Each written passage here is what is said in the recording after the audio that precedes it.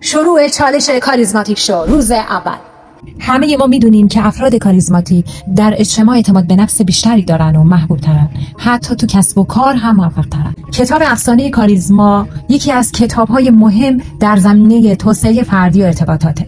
نویسنده تو این کتاب نشون میده که کاریزما یک ویژگی ذاتی یا جادویی نیست، بلکه ترکیبی از مهارت‌ها و رفتارهاییه که میتونیم اونها رو یاد بگیریم و تقویت کنیم. کاریزما ترکیبی از حضور، قدرت و گرماست. این سه عنصر وقتی با هم ظاهر میشن، فرد تو نگاه دیگران جذاب، تاثیرگذار و الهام بخش به نظر میرسه. سه رکن اصلی کاریزما یک حضوره، یعنی کاملا تو لحظه باشی، به فرد مقابل واقعا گوش بدی و تمرکز جای دیگه ای نباشه.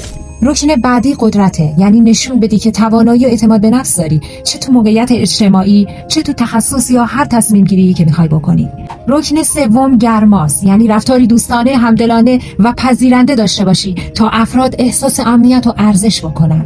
کاریزما اکتسابیه. برخلاف باور عمومی، افراد با کاریزما به دنیا نمیان. با تمرین زبان بدن، توجه و کنترل احساسات میتونن کاریزماتیک بشن. پس تو این چالش 14 روزه با من باش تا بهت کمک کنم تو هم کاریزماتیک بشی. همه نگاهی مثبتی به شخصیتت داشته باشن و جذابیت و تاثیرگذاریت بر دیگران تو تمام موقعیت‌ها بالا بره و روابط بهتری رو تجربه کنی و بتونی توی جمع بدرخشی. زبان بدن قدرتمند. اولین قدم زبان بدنته. صاف بایست، شونه‌هاتو عقب بده، تماس چشمی داشته باش. با همین حرکت ساده اعتماد به نفس و کاریزماتیک بودنت شروع میشه. یادت باشه وقتی وارد جمع میشی، قبل از حرف زدن زبان بدنت پیام میده. یادت باشه آدم‌ها اول حضور تو رو میبینن، بعد صدا تو میشنون. امروز تمرین کن، جلوی آینه بایست و چند دقیقه حالت یک آدم مطمئن و با اعتماد به نفس رو بگیر.